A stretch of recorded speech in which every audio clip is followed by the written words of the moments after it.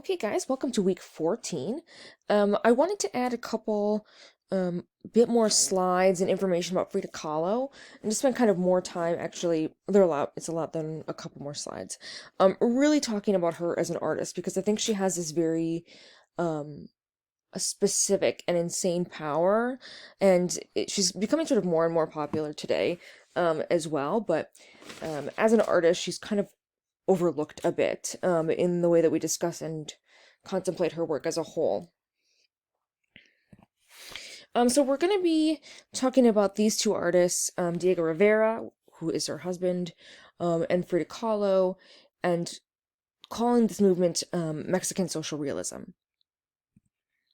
Now, this movement is when like-minded artists in Mexico turned to their own history and artistic heritage, contributing to a veritable renaissance of Mexican painting. 1910 to 1920, armed revolution in Mexico, era of Zapata and Pancho Villa, ousting of the longtime president Porfirio Diaz, and ended with a new constitution that swept in the major land and labor reforms.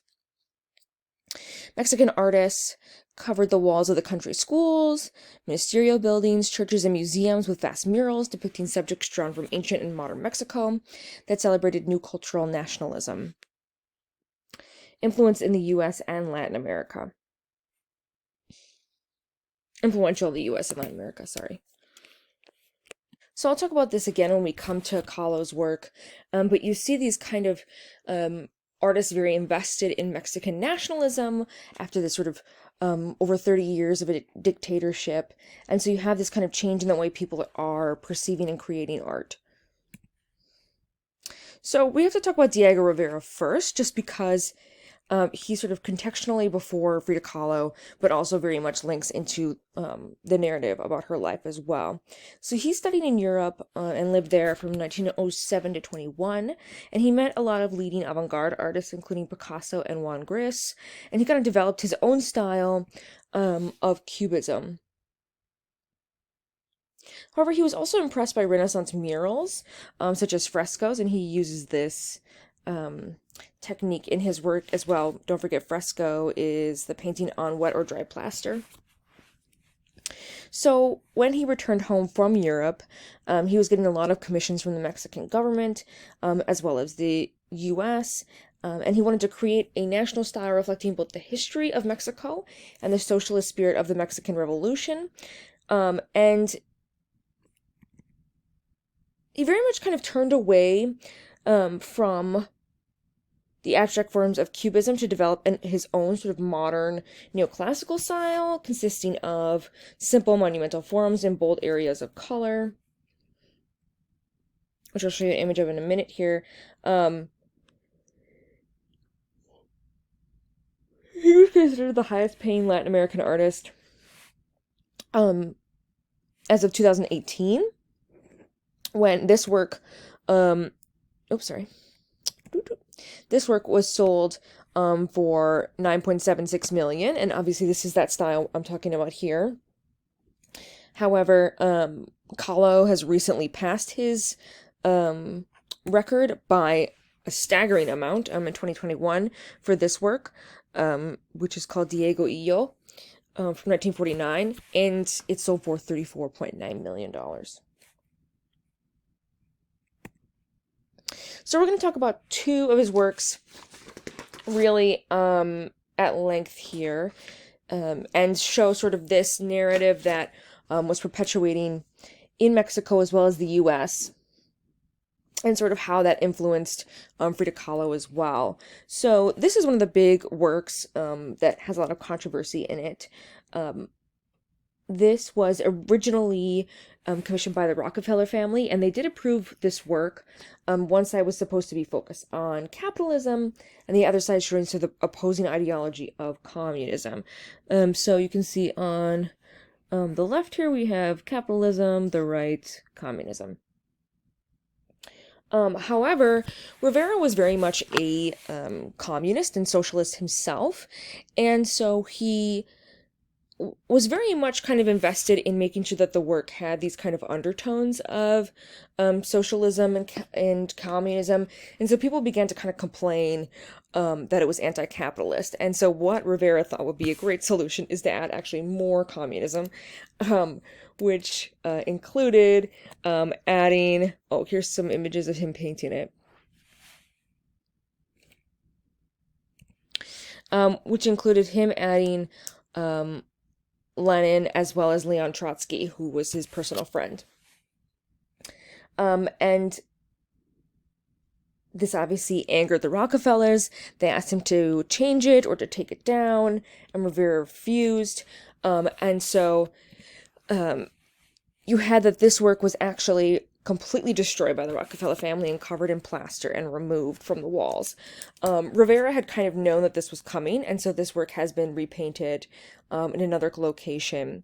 However, it's really kind of horrific. You have this sort of, you ask an artist to create something, and if it doesn't fit your vision, how much sort of power do you have to kind of erase all of his work and to not sort of provide him with the ability to change it or to move it or whatever the case may be. But they, I think the assistant came back one day and was just painted over. So this work has been recreated and moved, but it very much explores kind of these ideologies that Rivera was interested in and kind of having a conversation about communism and socialism and communism. The other work is the Detroit Industry, also painted in the U.S. This is a surviving work. It is a narrative fresco of the Detroit Institute of Arts on the theme of evolution of technology, culminating in automobile manufacturing. He toured Ford motor plants for months, observing the workers and making preparatory sketches to create sort of a manufacturing of a car through the whole process. Kind of about the steel industry itself, tremendous plastic beauty, and very much connected with kind of ancient Mexican, Aztec, Mayan sculptures as well, he said.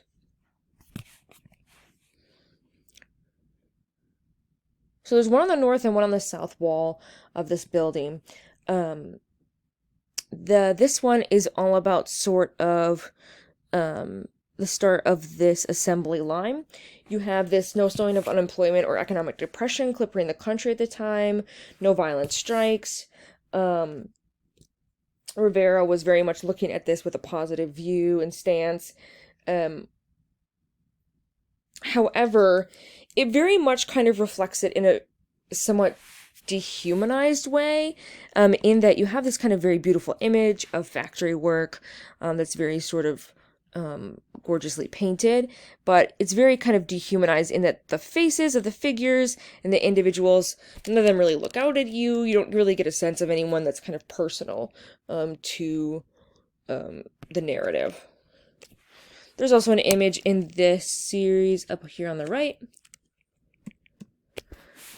that is part of the north wall that encourages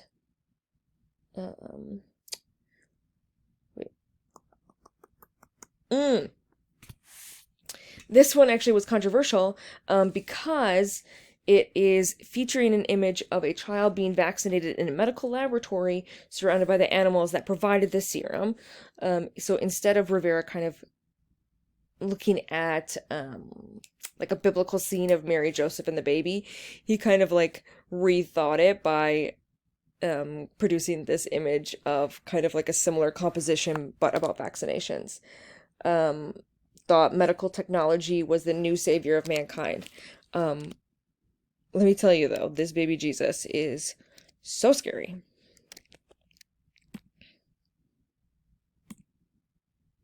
And then on the other side, we have a continuation of that as well. And even these faces are even sort of more dehumanized, I think, on the other side. I mean, look how much they just look down, blended in.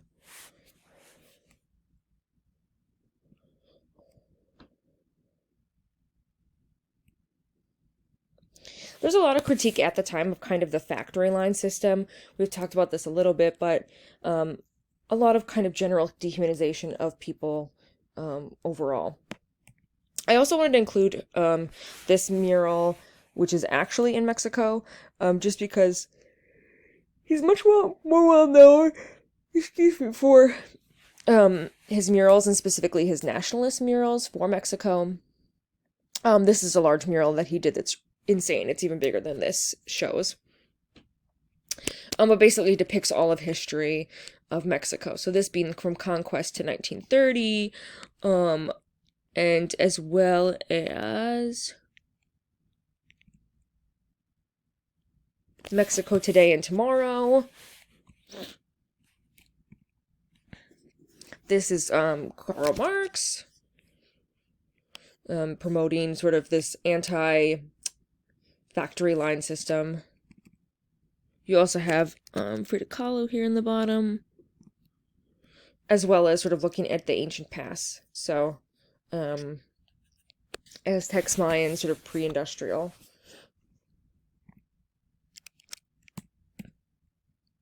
So the reason I set you up all with that is because I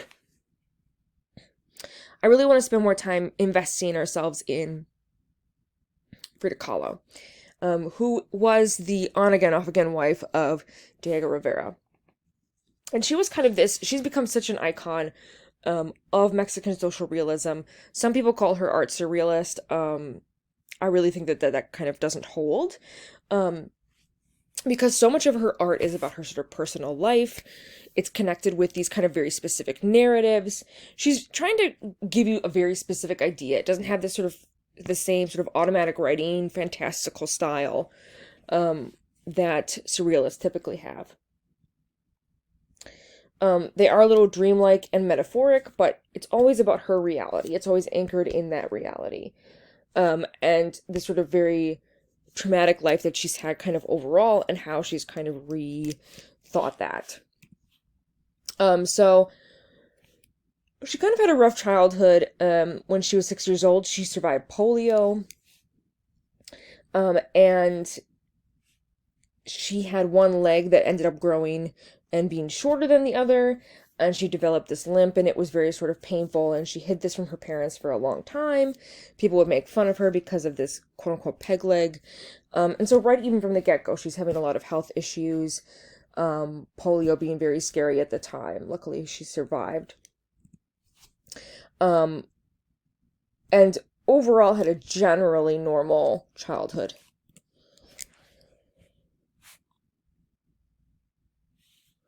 Now, she starts to grow up, and she, as a youthful adult, teenager/adult, she grows kind of into this figure who's very much challenging sort of the social norm. She's very interconnected with her father. He encouraged her to think outside the box. And so in some of these family portraits, like this one here, that's an extension of this one, you have her wearing a suit.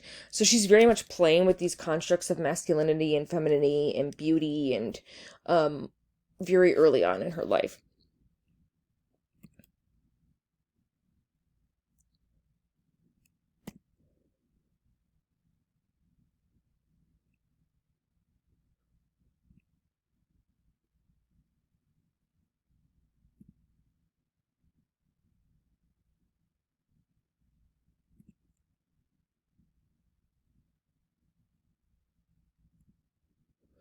Now, one of the big tragedies of her life that kind of changes the trajectory is this accident that she has in 1926, which is the bus accident. So when she was 18, she was riding a bus that collided with a trolley car.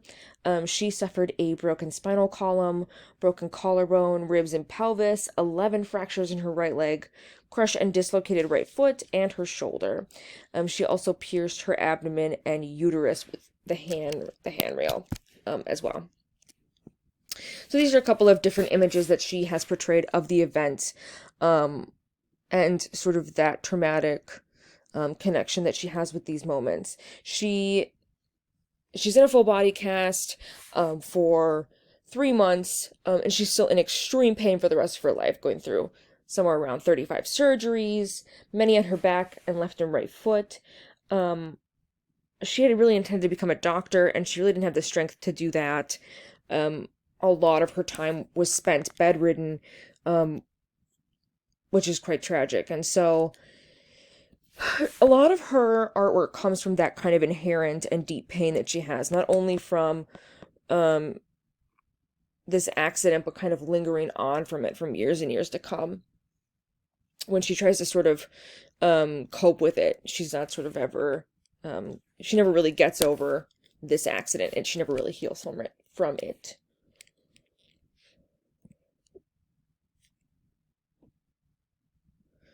So when she's in bed, she starts painting, and it's really something that it helps her to kind of get through the day. It changes her life and who she is, and so which includes painting the casts on her body, as well as painting. So this one being the broken column, which is reflective of her breaking her spinal cord when she was in this bus accident, and these items that she would wear on her body to hold them together. She had a lot of different corsets and casts to hold together her parts of her body as they healed. But the broken column is very much reminiscent not only of sort of a Greek sculptural column, but also that spinal cord that she had that broke. And the sort of tragedy of that, and all the little pins and needles throughout her body as they try to kind of rebuild it.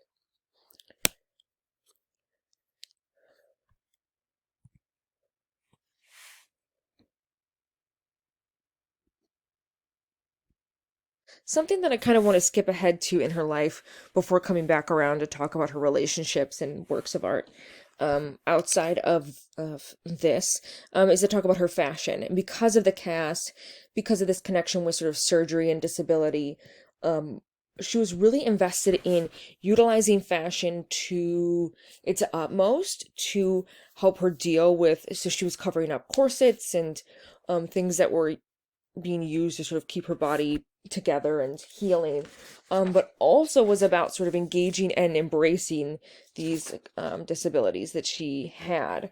I'm trying to find my notes on here. Quick, give me 1 second. So you have these kind of really gorgeous ways in which she's painting on her casts, on utilizing clothing in this very particular way. She has her leg amputated in 53, so a year before she dies. And even that becomes a work of art on its own, that she sort of wore this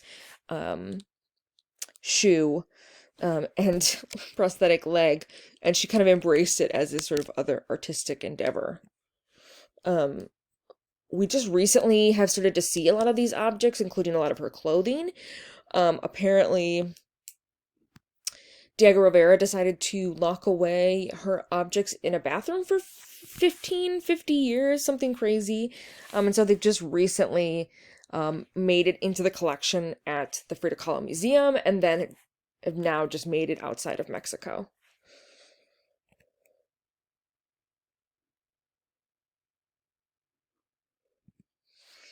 So here's some of the cast paintings that she has, including the symbol for communism, as well as about embracing the children that she's lost, and we'll talk about that here shortly.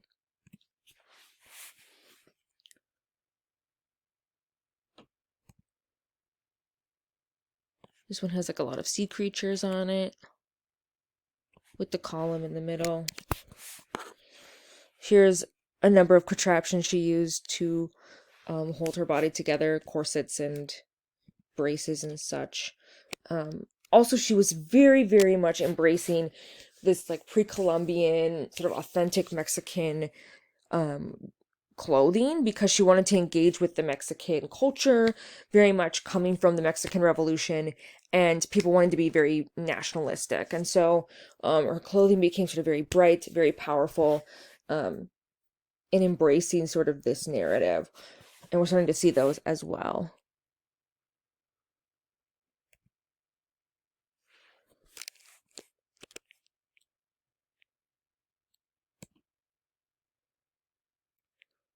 Also some of her nail polishes and cosmetic supplies.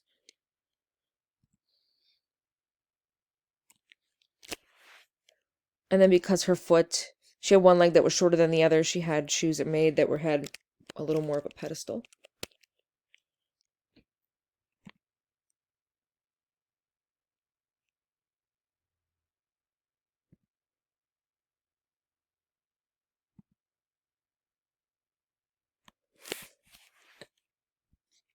And here's that information about the objects in his and Frida's house where he locked them up. Finally, they've been sort of cataloged by Miyako, who is a really phenomenal photographer who actually photographs a lot of clothing. Some of them from the bombing of Hiroshima as well.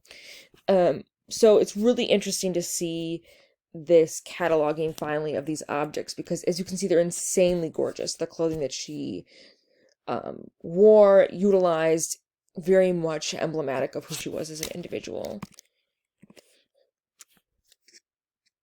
That brings us back around to Diego Rivera and Frida Kahlo. And they met each other when Frida was quite young. She was about 15 and he was 36. And she was an art student. And through their friend Tina Modotti, they ended up getting married eventually in 1929. So that was when Frida was 22 and Rivera was 42, which is not great. They had a very tumultuous relationship. Diego Rivera was very much at the prime of his artistic prowess, and he was very well known, very well loved, and so he had a lot of issues with staying faithful to Frida Kahlo, as well as it being a very abusive relationship, because it seems that they had a very open relationship kind of sexually, but that Diego sort of crossed the line quite a bit.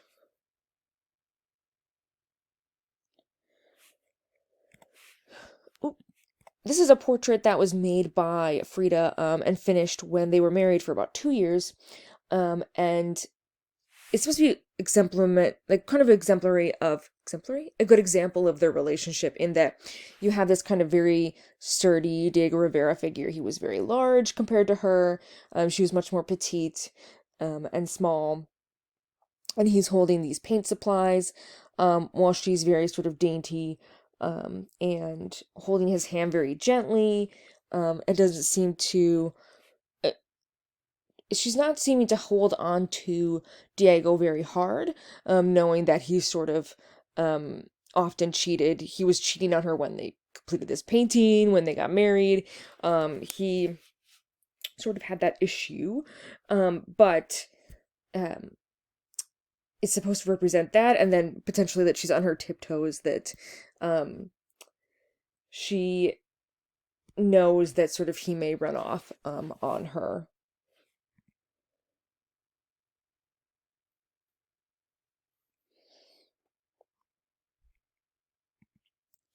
Um, Her parents did not approve of their relationship together, um, calling them the dove and the elephant. Um, the elephant being Diego Rivera and the dove being Frida Kahlo, because of their sizes. Um,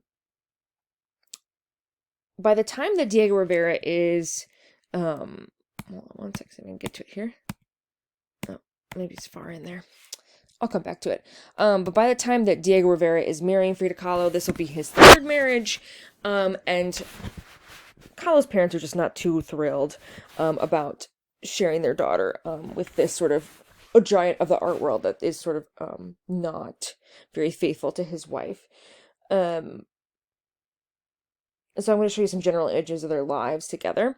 Because they were very much in love. I mean, Kahlo and Rivera talk about how much they love each other, how much they were obsessed with each other. They get divorced and remarried within a year. But it wasn't necessarily a healthy relationship for either of them. Again, abusive relationship, a lot of cheating. There was an open relationship, but again, there seemed to be some issues with Rivera not sort of being there for Kahlo. As a side note, I love Mauricio Ramirez. His art is all over Milwaukee. But he once said that Frida and Diego are couple goals. They are not couple goals. They are a very awful, toxic relationship that they had with one another.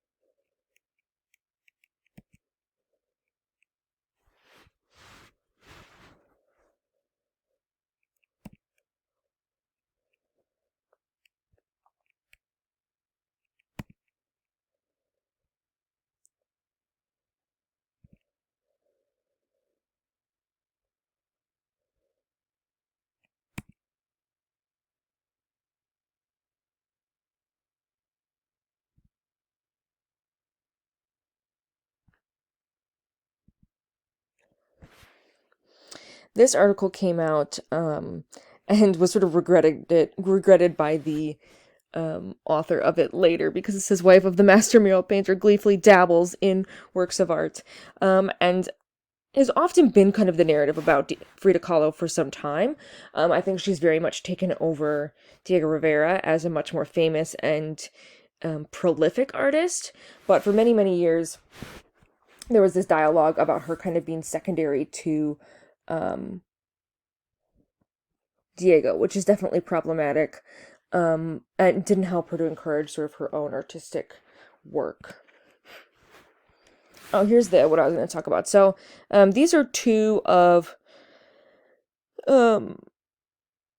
Diego's wives. This is the first one, Angelina Beloff, excuse me, in 1911. But while he was with Beloff, he was cheating on her with this woman on the left.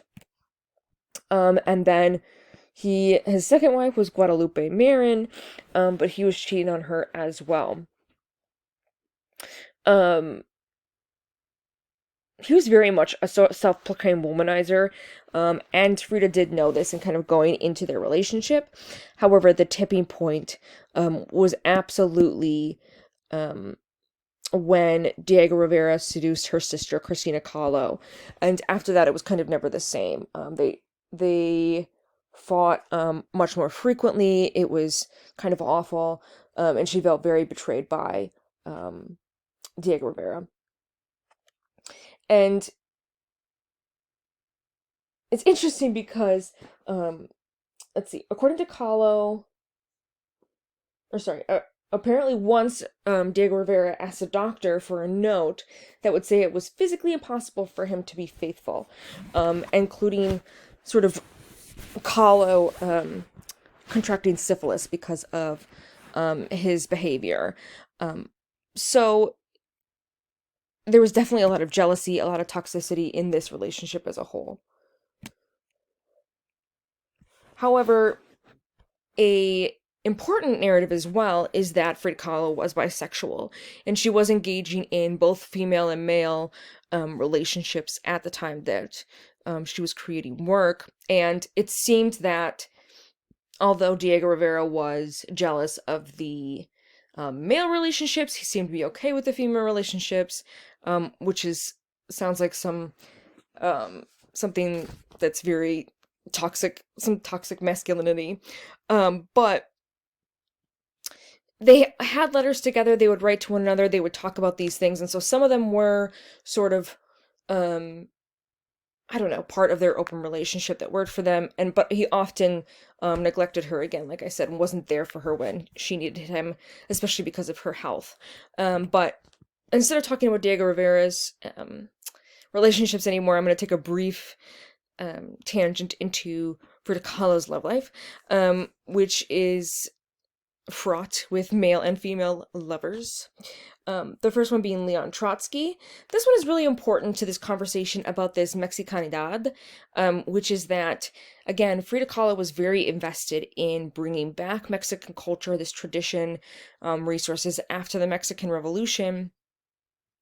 And so she was very invested as well in the socialist and communist parties, along with her husband Diego Rivera, because of these issues that they'd seen at the hands of Porfirio and other sort of dictators. So they were really kind of embracing a national identity that was more powerful. They felt they had kind of been sort of taken over and treated poorly. And it was also about rejecting European influences as well. So you'll see that in Kahlo's work too.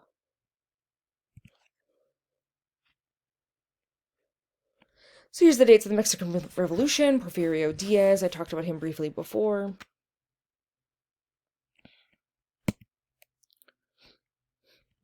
And again, Kahlo having the symbol of communism and sort of fighting for those narratives as well with Diego Rivera.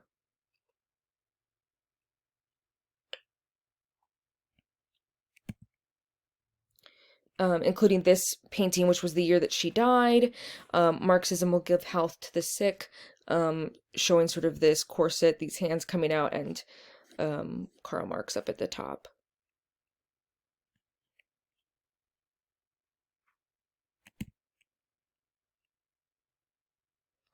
But one of the first relationships that she had outside of her marriage, um, and potentially in sort of that she did because she was getting back at Diego for sleeping with her sister, was Leon Trotsky, and he was a communist leader, and very much part of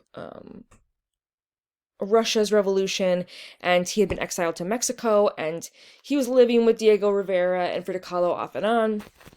He also had a wife, but they were in this relationship together, and um, she continued to date him for some time. He was an exiled Russian revolutionary leader. In 1937, he was exiled to Mexico. So she made this painting for him in 1937. However, it started to be around that time that she kind of got sick of him, and the affair started to end. She was sick of the quote-unquote old man, and even though she was kind of trying to, like, they would pass letters to each other secretly and speak in English behind Trotsky's wife. However,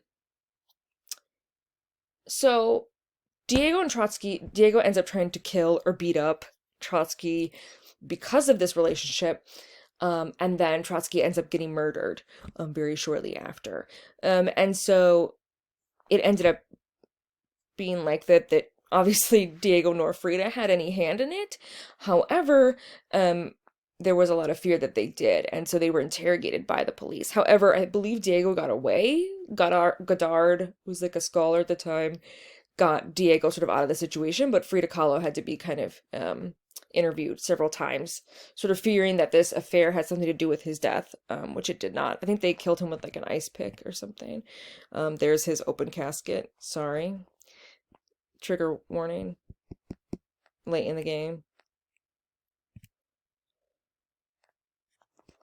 But other relationships that have been sort of rumored and some that are definitely true revolve around letters, one of them being Josephine Baker.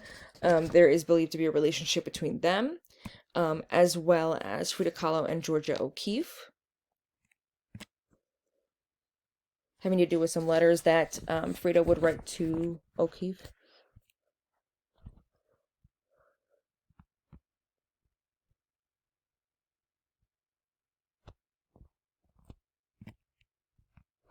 Frida Kahlo and Chavela Vargas. She was a singer, a Latin American singer. But she ended up burning her love letters from Kahlo at some point, so they don't exist anymore. But she said, let's see, but Kahlo supposedly wrote to a friend about Vargas saying, "I desire her. I do not know if she felt that what I did, but I believe she is a woman who is liberal enough that if she asks me, I wouldn't hesitate for a second to undress in front of her." But a lot of these have been burned. But apparently Vargas was there at her deathbed when Kahlo died. Teresa Proenza,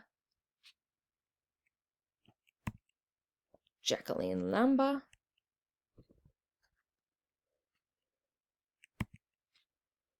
Julianne Levy, who photographed her in the nude. This is actually something that we don't see a lot from Kahlo. And he took these really kind of gorgeous photographs of her in 1938.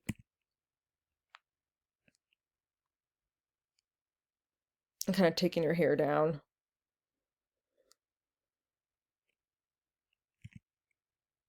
And he did show them at his gallery, and it was one of these big exhibitions.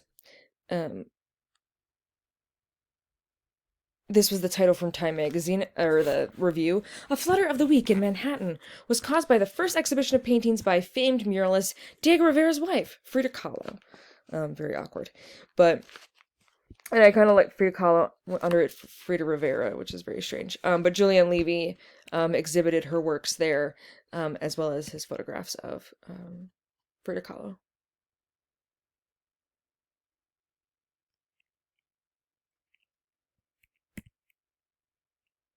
She would then go on to have a romantic relationship as well with Nicholas Murray, who's here on the far left. He was also a photographer, and many, many, many of the photographs that are well known of Kahlo were taken by Murray, and I'll show them to you here shortly.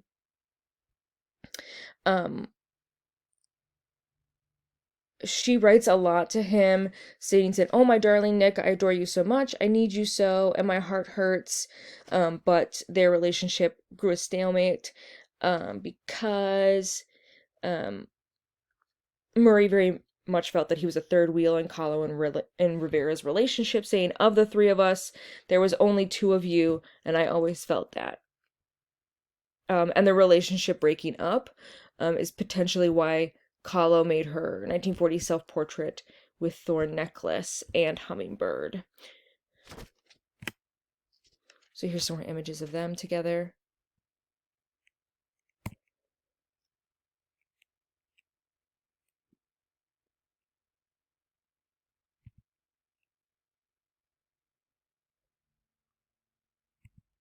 So these photographs, these next couple of ones that are very, very famous, are by Nicholas Murray.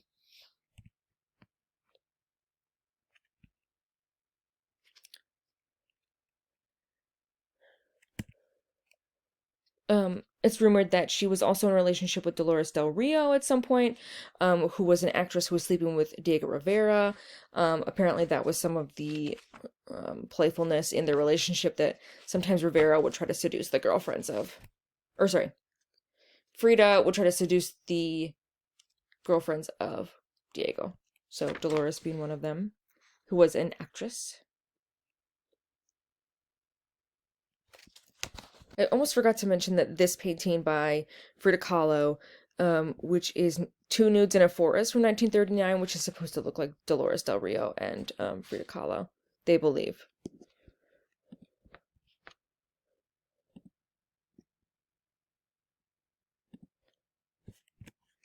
She also had a relationship with Isamu Noguchi, who also was threatened by Rivera time and time again. But he took photographs of her. He once wrote to Frida, "You are to me every love thought."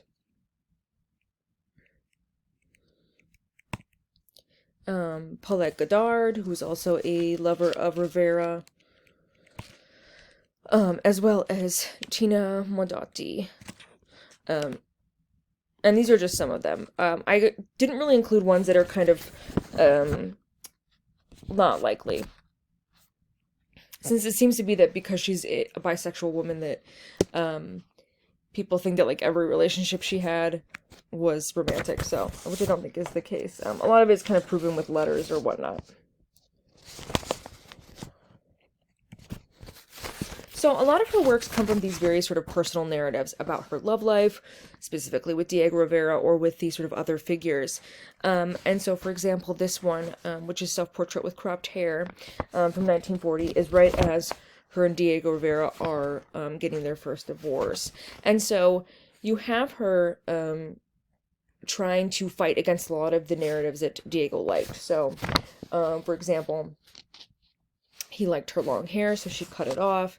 He liked that she wore these sort of authentic Mexican clothes and skirts, and she's wearing this suit, and it's very much represents her sort of agony in this relationship. So take away this kind of super feminineness that he liked about her.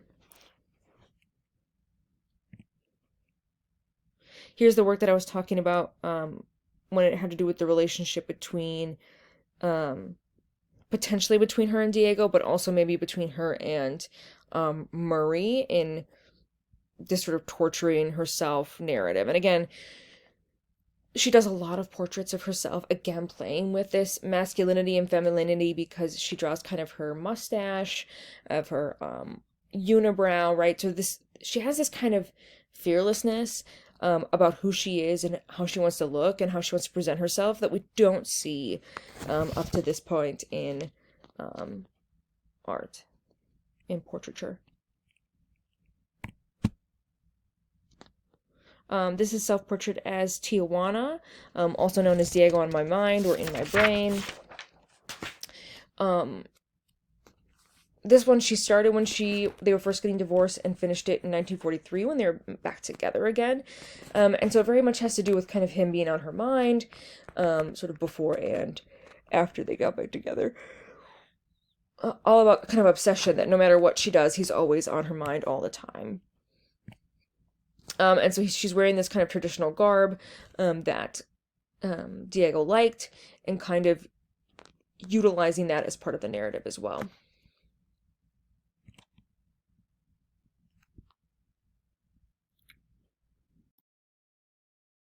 So in this work, you can see that she's tried to stop the bleeding with the forceps here, and then you have the connection with the blood vessel to Diego, right? This tiny image of Diego. So very much about the interconnectedness of who she is and who she's trying to be, sort of laying bare some of these identity constructs that she has about female identity, sexual identity, identity as a wife, identity as an individual, etc. I also really like Self-Portrait on the Border. It very much kind of brings up current issues today going on between Mexico and the United States, in which here she has envisioning herself in this pink dress, surrounded by objects of Mexico as well as modern objects of the United States, and thinking about sort of this connection between who she is and America versus Mexico, and these two sort of sides of who she feels like she is. And it's very interesting to think about this work with sort of the building of the wall, right? In the United States. One of the last works I want to kind of stop into here by Kahlo, before kind of looking at some images of her, as well as thinking about some of her sort of final moments as well. But this image at Henry Ford Hospital is really important because it's very much about her engaging with this conversation about abortion and loss of pregnancy. So we saw that on that cast, she had that baby that was painted on it. She did suffer. Her and Rivera very much wanted children. And she was never able to conceive or keep a child because of all the traumas that she'd been through. And so she paints this in this really kind of delicate and gorgeous way. And I'm not going to talk about it at length, but I just want you to know that it's out there if you guys ever want to research it, because it's really important to kind of who she was and how much she kind of suffered, not only sort of mentally, but also physically, and was very much dealing with a lot of disabilities that were kind of hidden under the surface. I also wanted to show you their house quick.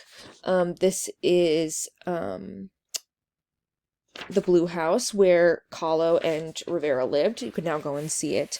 It's just kind of this gorgeous space of art and objects and creation that's very emblematic of Frida's life as a whole, I think.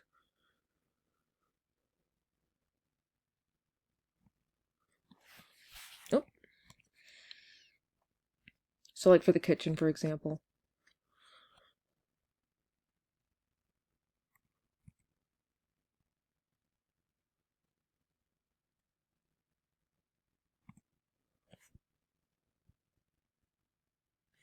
So finally, I just have a bunch of images of Kahlo just because she's stunning and I could look at her and her sort of costuming and clothing all day, I think. Um,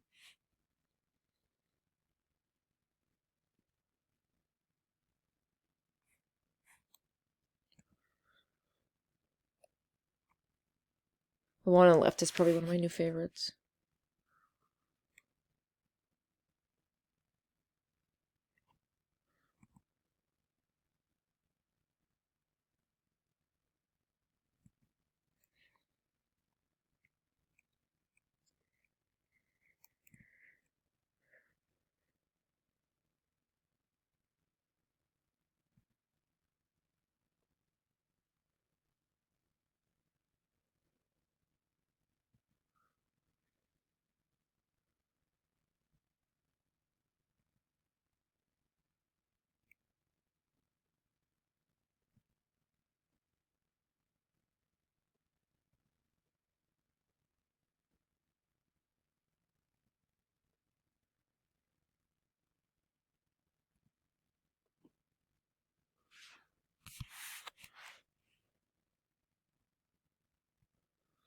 Um, so sadly, Frida Kahlo died very early, at the age of 47. And a lot of this had to do with um, her sort of long-term abuse of drugs and alcohol at the end of her life, her health conditions. Her and her husband, Diego Rivera, was not around much and not taking care of her, and caring for her. And um, she was having a lot of painful surgeries, including losing her leg at the end of her life in the last year. And so she's trying to kill herself quite frequently at the end, of her life, around 1953. And she does end up hospitalized for pneumonia in 1954 and passes away, at the age of 47, so very young. And a lot of her health conditions did not um, help any of this, but it was also sort of that she was using drugs and alcohol to kind of deal with this physical pain. I mean, she was abusing sort of pain medication, because of how much physical pain she was in all the time. And so um, she says, "I hope the leaving is joyful and I hope never to return," she said. Um, so, actual trigger warning this time that Diego Rivera had her funeral at a communist building and draped the flag over her coffin. So here is that. Here, Diego Rivera dying, I think a year later or so. Apparently he was very, very heartbroken, with him closing up her clothing in the bathroom. But he remarried within a year of her passing.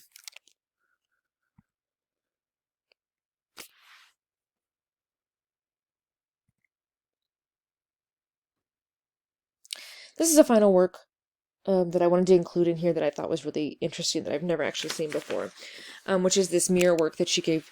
She made it originally here on the left, and then on the right made this mirror portion, because her friend purchased the Fu Chang and I portrait, on the left, and she wanted her friend to feel like she was always there with her. And so she made a mirror so that she could see her reflection in it. This is a sort of quote about it. So here's people looking into it. And I think that's very emblematic of Kahlo's life, right? This kind of like introspection and focus on sort of her life, her pain, and sort of showing that and expressing it and engaging with people and meeting people. She had this kind of powerful force, that was never really seen before in art.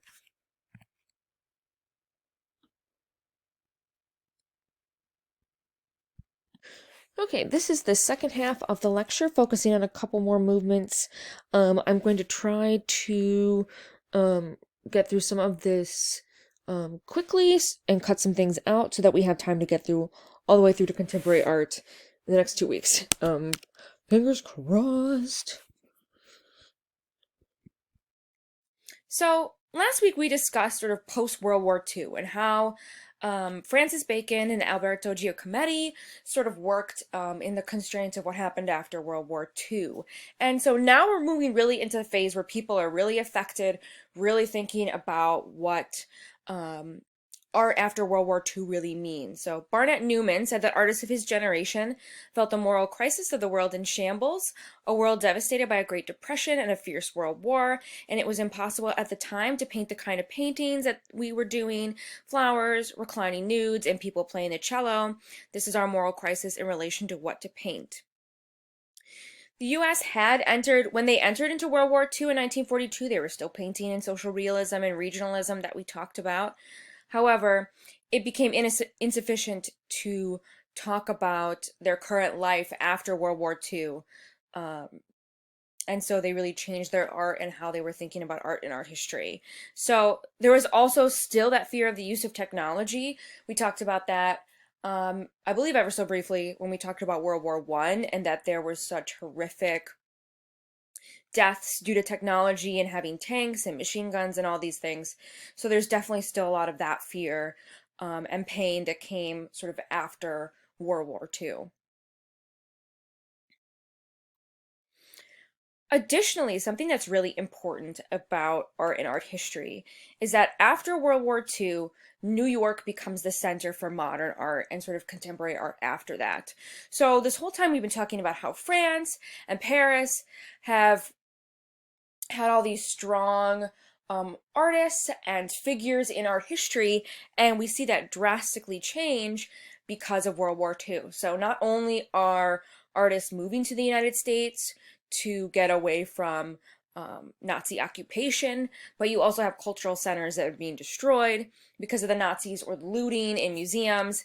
And so the center of art and art history really becomes New York during this time. And so we'll see how American artists sort of adapt to that, so that we have American artists, but we also have European artists who have fled here from Europe as well. We also have a big revolution that's going to occur during this time period, which is the second wave of feminism. And this really begins because of The Feminine Mystique by Betty Friedan in 1963. We have Betty Friedan writing this, and in 1957, she asks to conduct a survey for her Smith College classmates at their 15th anniversary reunion, and she finds that people are really unhappy with their lives, particularly women, and she had intended to just publish an article about this book, but had found out so much information, or about this idea, found out so much information that she published this really revolutionary book that kind of jump-started the second wave of feminism. The reason that she has this idea is really because when you think about life during World War II for women, they were asked to go into many jobs and fields. There were tons of women engineers and working in technology because those roles needed to be filled by women because men were all fighting in World War II. And so you'll see magazines and advertisements that are really promoting women and women to join different jobs. You have figures like Rosie the Riveter, right, that comes out, We Can Do It, really promoting women in the workplace. Now, this really drastically changes after World War II because we have troops returning from Europe and marrying their sweethearts and having kids, which is the baby boomers. And the advertising and the government and society really want women to go back into the homes and raise children, and so that men can have their jobs back. And so they're really going to encourage women to go back into the home again. And so we see that in advertising and in sort of the roles that different government programs play. So we see in all these advertisements that women are objectified, they're pushed back into the homes, and really women start to think that this is their place and this is their role. And so they do this, right? They move out of these jobs that they've been working and move back into the homes. So you can see all of these 1950s housewife advertisements that are very sort of um, very oppressive and sort of treat women in a very negative manner. Like, wives, look this ad over carefully. Circle the items you want for Christmas. Show it to your husband. If he does not go to the store immediately, cry a little, not a lot, just a little. He'll go, he'll go. And so, like, all these cooking supplies that she might want.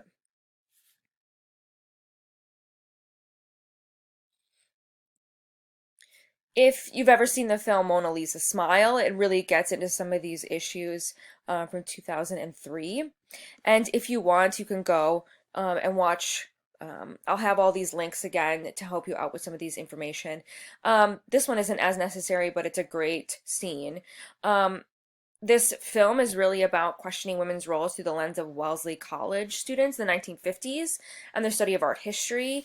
Julia Roberts being their professor and sort of teaching these women about art and art history, and learning sort of that these women believe that their roles in college are to get a husband, a PhD, putting your husband through. And that once they get a husband that they drop out of college or they're not pursuing college.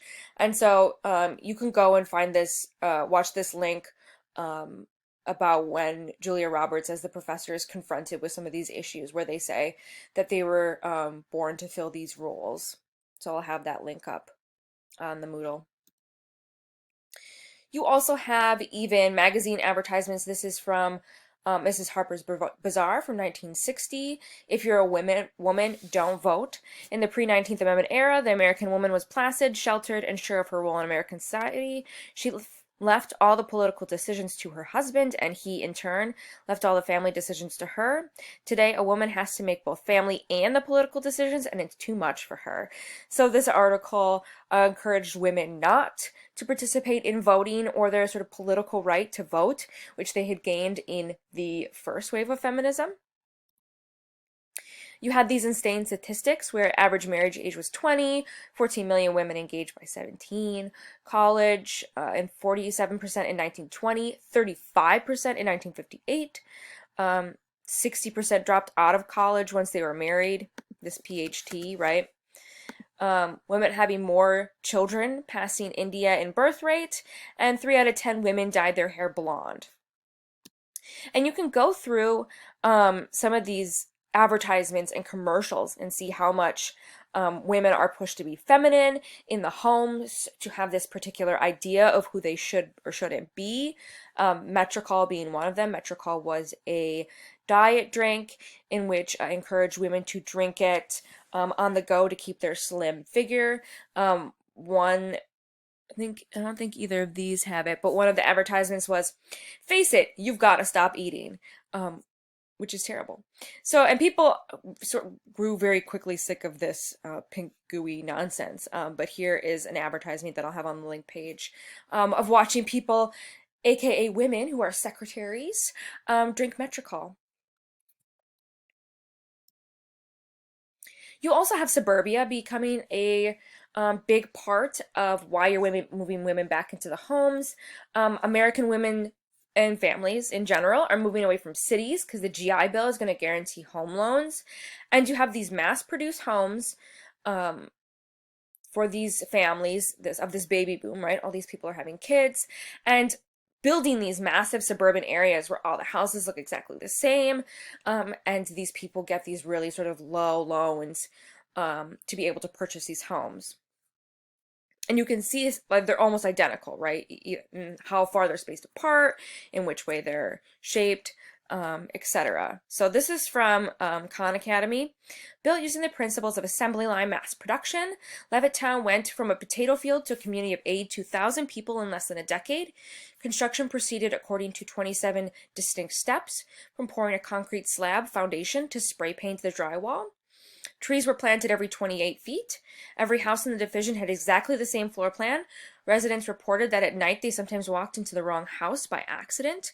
With all of the cost-saving measures, the earliest Levitt townhouses were only $7,000 or $29 per month for a mortgage. Oh my God, I wish. Compared to the going rate of $90 per month for an apartment in the city. So you can imagine even planting a tree, right, every so many feet is insane. And so these suburban neighborhoods were built for this baby boom and also moving women back into the house. Whoops, sorry, I don't know how I did that. Give me 1 second. So, what is the feminine mystique then, which Betty Friedan's book is titled? Is that inherently women are content as oppressed mothers and housewives. There is this reoccurring idea over and over again that women should be back in the household, that they're happy there, and women were supposed to just act like they were happy.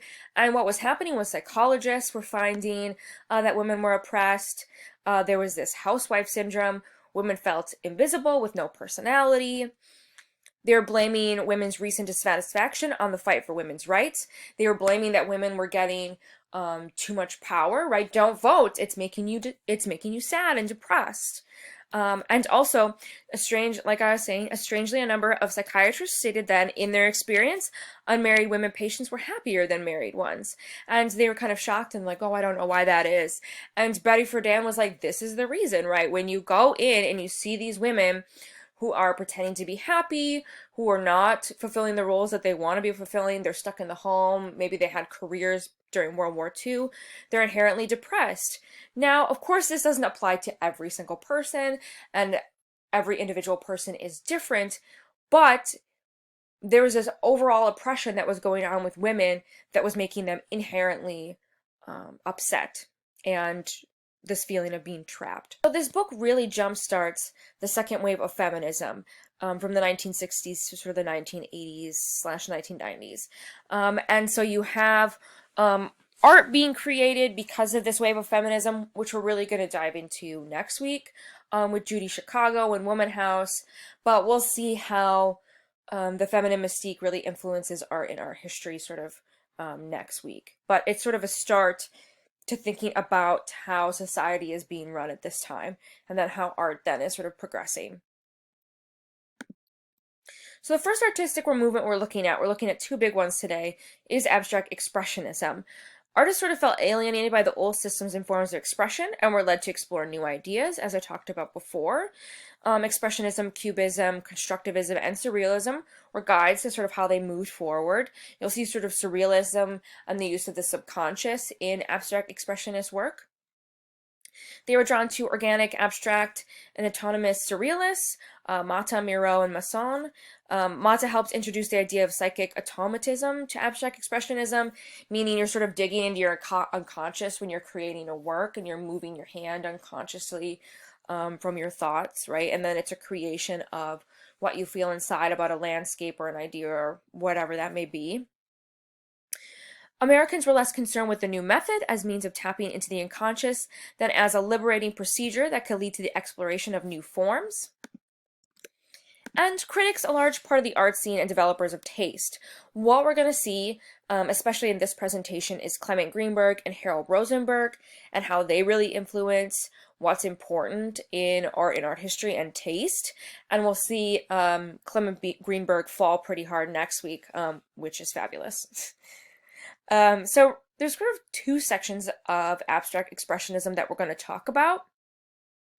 And this is gestural painters versus color field painters. With the gesture painters, they're concerned in different ways with spontaneous and unique touch of the artist, his or her handwriting, and the emphatic texture of the paint, balance of spontaneity and forethought, controlled and unexpected. So we're going to be talking about Jackson Pollock and Willem de Kooning, but you also have artists like Franz Kline. Color field painters are concerned with abstract statement in terms of large, unified color, shape, or area. Mark Rothko is probably the first person that comes to mind for you. Barnett Newman, Still, Adolf Gottlieb, Motherwell, Ed Reinhardt, and we're going to be talking about some females that fit into that as well. Female artists. And although they weren't all sort of united under the same idea of what they should or shouldn't do with art, they were united by their belief that abstract art could express universal, timeless themes. Even as its most abstract, art could convey a sense of the whole range of human emotional experiences. The next artist we're going to talk about is sort of a classic artist. Everyone's heard of him, right? Jackson Pollock. He really becomes one of the main figures of abstract expressionism, sort of the most famous and most well-known. And we're going to talk about sort of the reasons why he becomes so famous, and why he becomes this sort of emblem of American art at this time. So he goes to work with Thomas Hart Benton, who we talked about last week, and this work, American Today. And Pollock comes from Wyoming, and he studied with him, and he rejected his ideas and saw that he wanted to think more about abstraction. So this relation between Pollock's abstract arabesques and Benton's rhythmic figurative patterns connects sort of Pollock's work and how he thinks about it. So you can see the strong movement in Benton's work come out in Pollock's work. Pollock also works for the Work Progress Administration. We talk about a little bit, giving jobs to artists. You also have a big figure in Jackson Pollock's life, who we're going to talk about a little later, which is Lee Krasner. He marries her in 1945. And there are a couple of scholars like Anna C. Chavez who says that she was sort of the mastermind behind her husband's success. And we're going to talk about her art. She's someone who's not talked about frequently. I wouldn't be surprised if you've never heard of her. But this is her sitting in the background of this photograph if you've ever seen it before. And we're going to talk about her art a little later here. So early on, This is Guardians of the Secret from 43, oil on canvas. This is some of his early art that was kind of figurative, that had brutal energy. It kind of looks like it's a ceremony, a figure standing on either end of this large rectangle. So kind of these figures potentially standing here, very sort of abstract. This large rectangle might be an altar or a table or a funerary pyre or some sort. And you have this little dog reclining below there. You can definitely see the dog, luckily, by his little head. And he covered the canvas with this sort of calligraphy and cryptic marks, like primitive hieroglyphic language. And so he was really thinking about abstraction, but hadn't totally abstracted his work yet, and what he becomes sort of well known for. So this is sort of the work that you can think of as containing the same energy as Hart Brenton's work as we sort of move into Pollock's early work. Now, how does Pollock go from this to becoming sort of this icon of art history and this sort of famed figure? There's sort of a couple different reasons why Jackson Pollock became so famous. And we're going to touch on three for this presentation. And I'm sure there are plenty others that you can think of or that have been sort of developed over time. But we're really going to look at three of them just for time's sake. First is the artistic landscape after World War II. Pollock embodied an American expressionism of the alienated, misunderstood, and tragic romantic genius.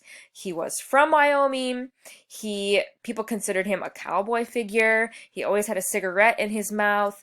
He was really seen as an international symbol of American painting and an icon and a purely American artist, right? He's not from Europe.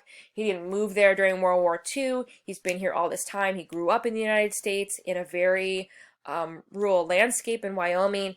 And so he becomes an icon of America and of American art.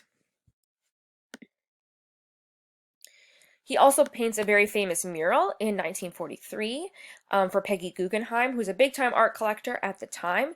She produced this linen canvas for him to use and dictated the size, and he produced the work that year. And you can see him again starting to move towards some of his gestural painting that we talked about. This is Peggy Guggenheim here with Pollock. And this really helped him to sort of gain recognition in the art world and to sort of start to be seen by different people and critics. And this, of course, sort of leads to Clement Greenberg, who I mentioned previously, who's this world-renowned art critic after he published his work Avant-Garde and Kitsch in 1939. And Greenberg really promotes Pollock as an artist and as this symbol of American art. This is from Khan Academy 2, I believe. The influential mid-20th century art critic Clement Greenberg, a close friend of Frankenthaler and Pollock, we'll talk about Frankenthaler a little bit, believed that if art made after the trauma of the Second World War was going to have any real impact on the social consciousness of Americans, it would have to radically change and move towards the abstract. For Greenberg, abstraction could reach a more universal and expansive mode of visual communication. And so, Greenberg really saw Pollock as the new authentic America. So here is Pollock here, Greenberg here. This is Greenberg's girlfriend at the time, Helen Frankenthaler, and Lee Krasner, who's Pollock's wife. So here's them at the beach. And this was another group of individuals that Clement Greenberg promoted as new art and art history. Of course, look at all these men. One little lady here. All men, and Jackson Pollock smack in the middle, right? He is the one that Clement Greenberg is really going to promote as the emblem of art history at this time in abstract expressionism.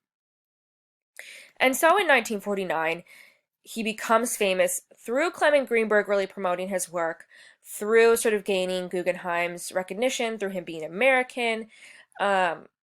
In 1949, Life magazine publishes this article, Jackson Pollock, is he the greatest living painter in the United States?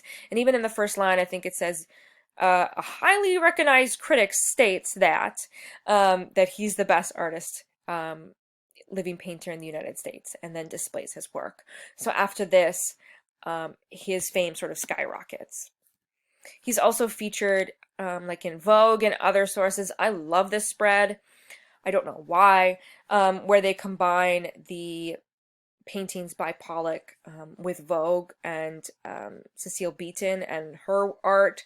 And you can see like all of these really fantastic images of women in these gorgeous gowns in front of Jackson Pollock paintings, which I think is phenomenal and really gorgeous. Sorry, Getty, I couldn't find a better image. In 1951, he's starting to gain more and more recognition, and this film is produced. It's only about 10 minutes, so go and watch it. I will include it in that link document. And it's called Jackson Pollock 51 of 1951, where you can see him painting. Hans Namuth really wants to capture action painting, and we're going to talk about what that is in a moment. But really sort of the process of Jackson Pollock and how he produces his drip paintings, because this is really obviously what he becomes well known for. So when you watch this video, there's this great scene where Hans Namuth videotapes underneath Pollock of him on sort of this fiberglass see-through canvas, and you can see him sort of paint and how his movements are. It's just really sort of fascinating to watch. So I'll include that link in the links as well. And you can see he would lay his canvas on the floor and paint with his gestures, and so you could even see that the floor of some of his studios were just coated in paint, which is insane. So during this time, in 1952, oh goodness, Harold Rosenberg publishes The American Action Painter in 1952, where he proclaims this sort of idea of action painting, which Pollock is well known for doing. Many of the painters were Marxists, WA unions, artists, congresses. They have been trying to paint society. Others have been trying to paint art, Cubism, Post-Impressionism. It amounts to the same thing. A big moment came when it decided to paint, just to paint. The gesture on the canvas was a gesture of liberation from value, political, aesthetic, moral. On the canvas was not a picture, but an event. And so all of these things, like Harold Rosenberg, Clement Greenberg, really become why Pollock becomes such an icon of art history at this time. And so you can see in his works sort of the power of action painting of these strokes, right, in the way that he uses intensely thick paint and canvases and loads it up over and over and over to get the effect that he wants. This is Lavender Mist. This is one of his breakthrough paintings, and although it's not purple or no lavender in the work, because of the webs of black and white and russet orange silver and stone blue, it kind of radiates a glow of Lavender Mist, which Clement Greenberg suggested as the title. Really something that Pollock is well known for is sort of finding these little bits of interest and objects that drop into his canvases. In Lavender Mist, he signed his work with his handprints. So in this upper right corner, you can see it here, kind of hard to see, this is why I got this other picture. You can see his hands that he has printed onto here. And when you go through all of these works and start to look at them, this is Autumn Rhythm, which is another famous work of his, you can start to see sort of the bits and pieces of how abstract expressionism becomes such a symbol and how Pollock does, because all of his works are embedded with pieces of debris. It becomes this moment, right? He's producing this work that's all about chance and intuition and control and painting your feelings, and he always had a cigarette in his mouth, and so he was always dropping things in the canvas, in the paint. So these bits of studio debris become part of the work itself. So cigarette butts, ashes, pastry wrappings, even insects become embedded in the painting without Pollock sort of knowing, and he leaves it there, right? Knowing that it's there, he leaves it there, and it becomes this sort of part of the improvisation, this action, this creation in these moments of sort of intense connection with the canvas and ideas. So you can go to some of these websites that I've posted here and in sort of the link, because you just start to look through some of these, and it's just hilarious that you can get sort of up close to the painting and look at, right, the thick brushstrokes and the thick paint that he's using. Some of them not as much, right? Some of them have different textures here. But like, for example, here's a bug that died in the canvas, a housefly, and so you can see these bits of goodness, debris that are found in his canvases. I watched a documentary once that talked about how you can tell some of his works and what years he made them because of which objects are embedded in the canvas. Like he had like a polar bear rug or something, and so like pieces of the hair got embedded in the canvases. So it's crazy to think about all of the objects that are embedded in these canvases. Like here again, here's a skeleton key that's in there. Here's the top of a paint tube. Some nails. Looks like a coin to me. Oh, that's a coin. Sorry. Coin. Here are nails. Here's a cigarette butt, which happened all the time. Push pins and thumbtacks, etc. So you can see that as Pollock is making these sort of momentous works, that the sort of impulse and movement and chaos sort of leads to these moments of objects trapped in the paint. So, as I previously mentioned, Lee Krasner is an artist in her own right, though is well known for being the wife of Jackson Pollock. And they're married in 1945, and they have this sort of very famous and tumultuous relationship. But Lee Krasner was an artist in herself. And so in, let's see, 1956, so about them being married for 11 years, Jackson Pollock dies in a car crash. He has gained sort of so much fame, and he had a serious issue with alcoholism, and he eventually dies in this car crash with his girlfriend, who he's cheating on Lee Krasner with, Ruth Klingman. And so you have sort of this tumultuous relationship between Lee Krasner and Pollock, and she's worked hard to preserve his sort of memory and interest, but she has produced a lot of really monumental work on her own, separate from Jackson Pollock as sort of an abstract expressionist. So, as an artist, she really had a hatred for surrealism and these movements that kind of excluded women. Abstract expressionism was not kind to women. Clement Greenberg did not promote women artists as thoroughly as he promoted Pollock and Willem de Kooning and all these other abstract expressionists. And so she works to move in this movement that doesn't take her very seriously. This is one of her famous works. This is Untitled from 1949. It has this very interesting web of elusive forms whose vertical organization suggests a deliberate, readable order, leading the viewer to anticipate decoding the marks as some form of language. It does kind of feel like it's this painting of linguistic coherence that fails because obviously it's sort of her own made-up design and images, but there's the rhythm of the colors and lines connect with very much the dynamism of abstract expressionism and this sort of imagery. One of my favorite things about Lee Krasner that I just find so insane is that as Lee Krasner gets further and further into her artistic career, she starts cutting up her works of art. Her works and Pollock's works of art and remaking new images and canvases. And it's such an intense idea to think about taking something like from Jackson Pollock that could be worth, right, millions and millions of dollars and cutting it up and making her own art with it, right? And this is very much starting around 55, only a year before Pollock dies. Maybe it has some connection with their relationship. I don't know. I can only speculate. But she starts to make these really interesting forms through using these collaged works as well as painting. So this is Milkweed from 55.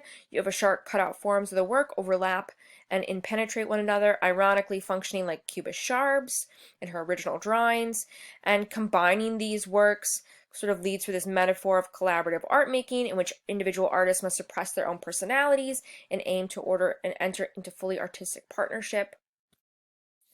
And so here she is working in kind of this cubist and abstract expressionist form in creating and using cubist kind of collage to create this famous work. And it's huge. It's this massive work that really becomes one of her important works during this time as she sort of faced prejudices of being sort of rejected from abstract expressionism. She's also starting to engage with a lot of the similar kind of action paintings that Pollock was involved in later in her life. So this is 1960 Polar Stampede. She's working in these sort of visual compositions of epic proportions and aggression of brushstroke and movement, visual and emotional catharsis. You could see sort of animals, figures in this sort of polar stampede and movement. So she really becomes this very famous and forceful and beautiful artist in her own right in painting and collage work.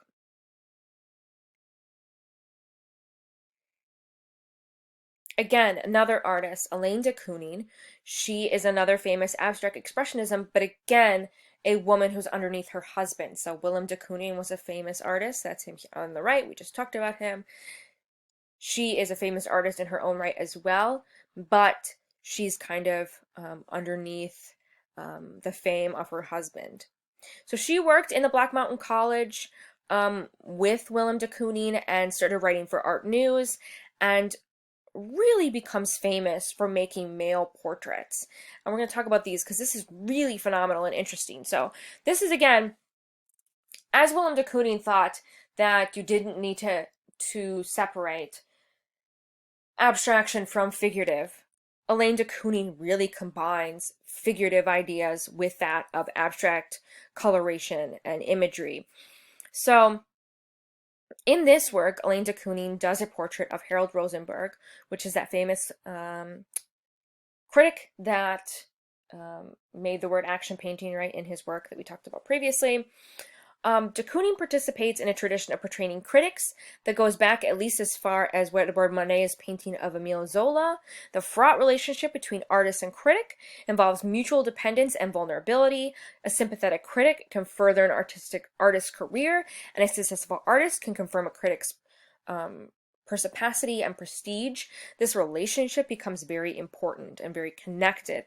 And so Elaine de Kooning produces this really interesting and gorgeous abstract expressionist moment of motion and color and idea in this portrait of Harold Rosenberg. Now, what she's really kind of gained the most fame for art historically is her portrait of John F. Kennedy in 1963. So she receives the major commission to produce the portrait of the president that does end up hanging in the National Portrait Gallery for the presidents. And she spends a lot of time with John F. Kennedy producing his portrait, producing this massively intense spectrum of color and light and form and interest. And it's so interesting to look at these swaths of green and gold and light blue that sort of commands attention, that's very different from these other portraits of presidents that you would have seen up to this time, right? They're very neutral. They're very sort of standard looking, and you have to think that like John F. Kennedy is really one of these early artists that kind of has a different person portraying him in a portrait, and then you see that kind of continue right with Obama and his Kehinde Wiley portrait.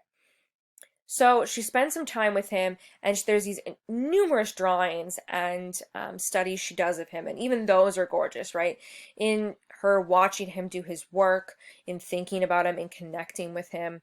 And it's such an interesting choice that she received the commission, a woman of abstract expressionism who is not well known necessarily at the time, who would receive few commissions, that she receives this massive moment in producing work. She was still working to finish the portrait when she had learned that he had been assassinated.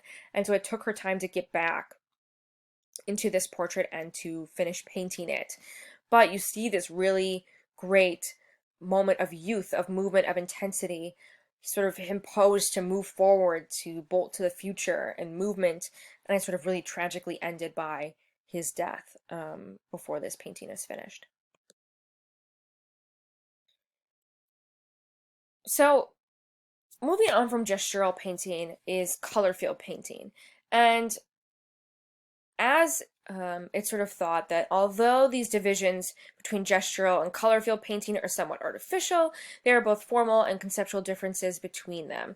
And so Rothko and other color field painters wrote a letter to the New York Times stating that we favor the simple expressionism of complex thought.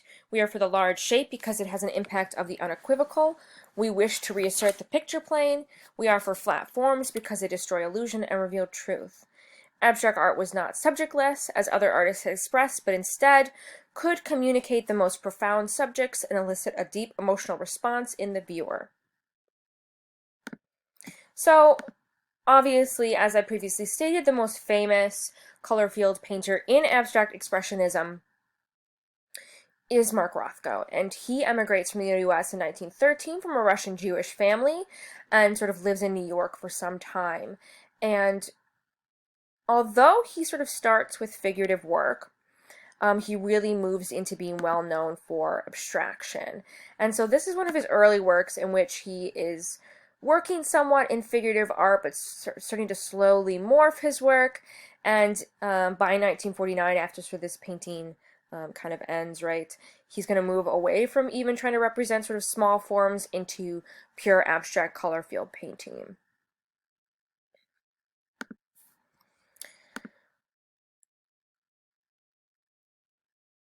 This is one of his early examples of this compositional structure that he explores for sort of the next 2 decades, where you have these separated blocks of color. The edges are soft and irregular. There's this green bar that appears to have orange around it, creating an optical flicker. You have the canvas full of movement and energy and surface, and the edges tend to fade and blur, and kind of this aesthetics of sublime.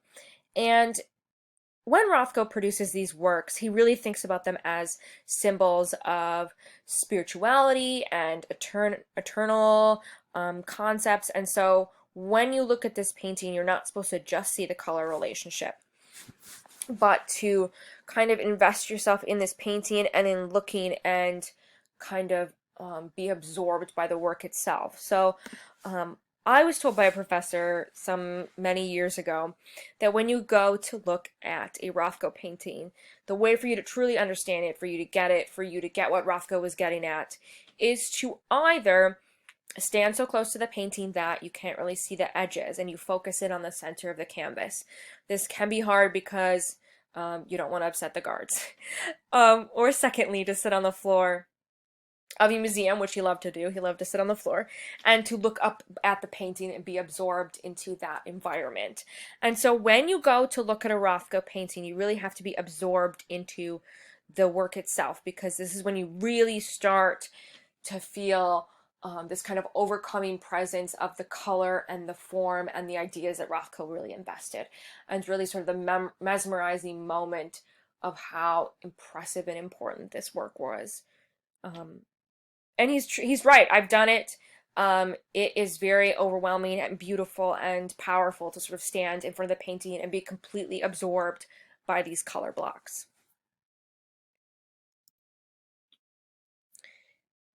In the 1950s, he really started moving even more and more towards more somber colors, like these rust and blue. I don't know why I wrote rush and blue.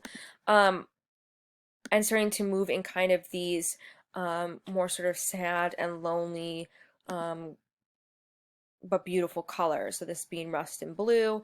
Also, this is a commission for Harvard University in which he produces these panels. And his sort of most famous series before his death is this work, the Rothko Chapel from 1971. Rothko Chapel is this really important work, and it stands as this really impressive kind of spiritual place to focus kind of on Rothko's work and this kind of total pictorial experience where you're connected kind of religiously to meditate, to think, to contemplate the world, and open sort of to all religions and denominations.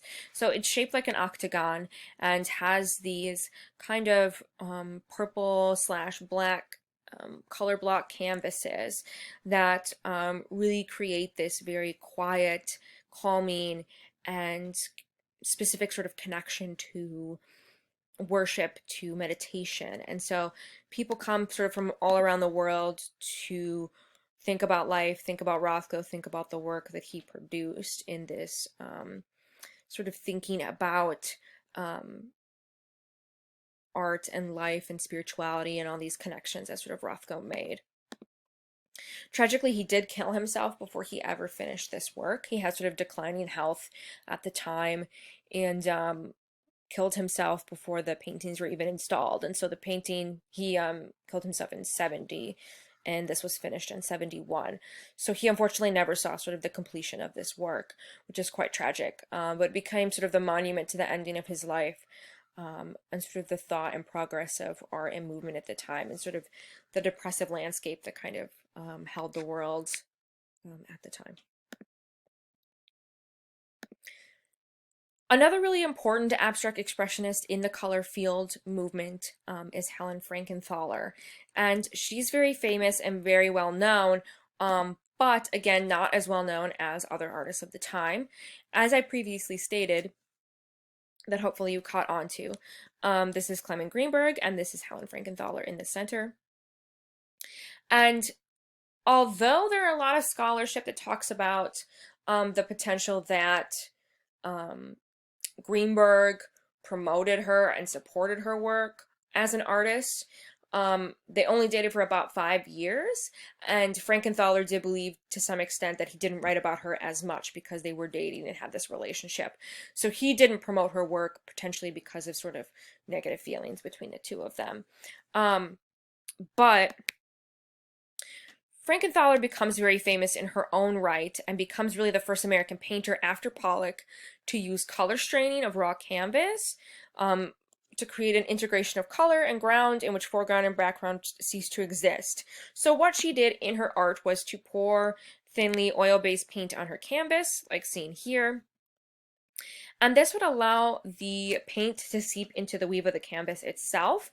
And so you would not only see the unique material of the canvas, which would be highly visible as the paint just sort of melted into the canvas itself, but it also kind of removed the artist's hand from the painting. So you didn't see brushstrokes, you don't see the artist producing the work itself. You're seeing these very interesting stained canvases that she produced, which she really becomes most well known for. And then she would take the canvas and kind of move it around, right, to sort of get the paint to move forward and backward. And you can sort of imagine that production.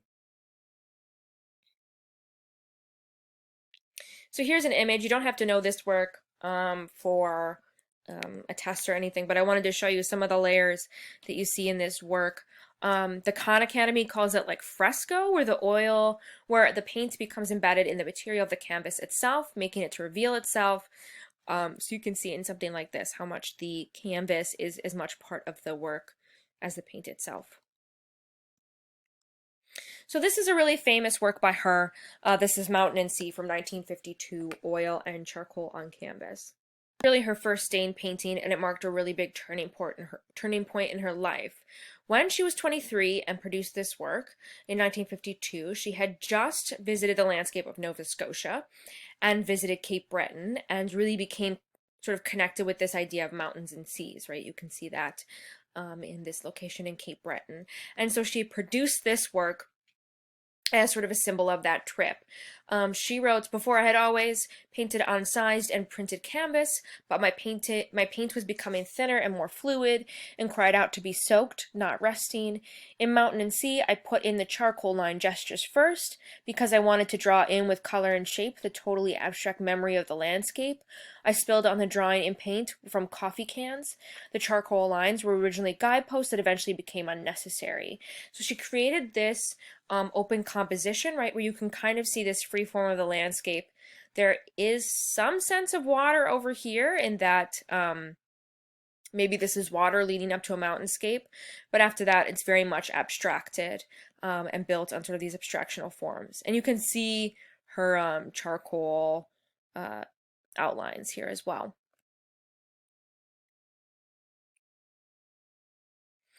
In a 1964 interview with Artforum magazine, the art critic Henry Geldzahler, Helen Frankenthaler described her process of conceptualizing her work. When you first saw a Cubist or Impressionist picture, there was a whole way of instructing the eye or the subconscious. Dabs of color had to stand for real things. It was an abstraction of a guitar or hillside. The opposite is going on now. If you have bands of blue, green, and pink, the mind doesn't think sky, grass, and flesh.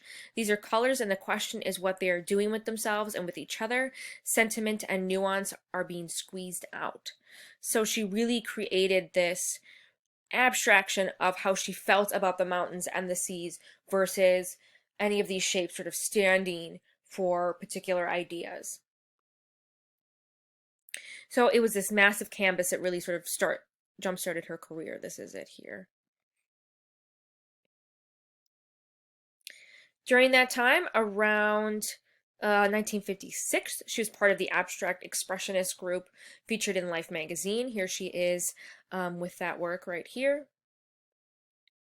Gorgeous picture of her, and sort of became well known for this type of work. So this is another example that I feel like even more kind of represents a landscape. This is the Bay from 1963, in which you have this massive blue proximity of violent color. Here we have this sort of indigo darkness and lightness that she's created, and it's not showing anything in particular. It's kind of ambiguous and emblematic of the quality of the viewer, but it also very much kind of looks like a piece of water moving into a piece of land. So you can see sort of the gorgeous way that she kind of moved this paint to create this kind of abstraction of environment. Probably more familiar with pop art in America and sort of the artists that follow with that. Pop art had an appeal to Americans who were living in an even more saturated popular environment than Britain.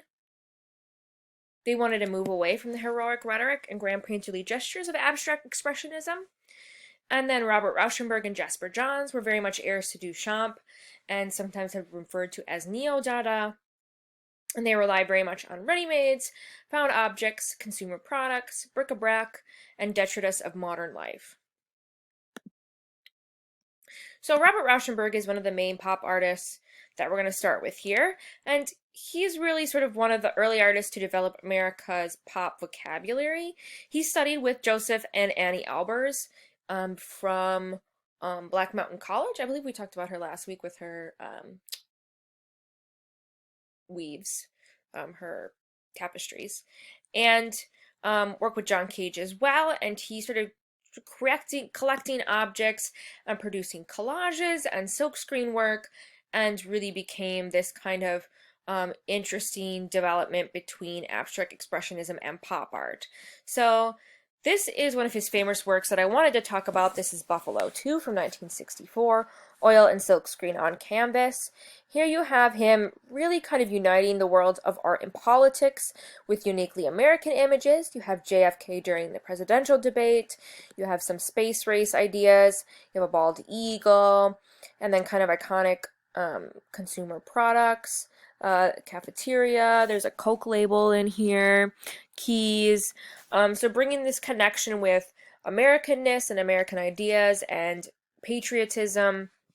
And it's really this massive 8-foot tall canvas that really where he appropriates and collects newspaper and magazine images and his own photographs to kind of make this portrait of the country at the time. So this is, we're coming into the Vietnam War shortly and sort of dealing with these major issues in the United States, right? We just got out of World War II, moving into a new war, and Robert Rauschenberg reflects on that in his work. Jasper Johns is very much also in the vein similar to Robert Rauschenberg. They were both friends and worked together at times. Target with Four Faces is one of Jasper Johns' famous works. He often used targets and flags along with numbers, letters, and words and maps of the U.S. Because they were objects people were familiar with, and then he could kind of manipulate them to get his own idea. And he destroyed all of his pre-1954 work and then produced these kind of pop art works. And in this work, seems kind of weird and unremarkable now, but it was quite full of hidden meanings at the time. There are everyday signs of visual communication. Um, at the time, you would not have seen a target that much. It was very much a sign of, it was very much an image that was confined to military or firearm settings, and how we observe, um, and in turn are observed. And Jasper Johns takes this image and really puts it into the mind and consciousness of the American people and rethinks this image. So something that maybe is not as weird or interesting to us now was weird and interesting then.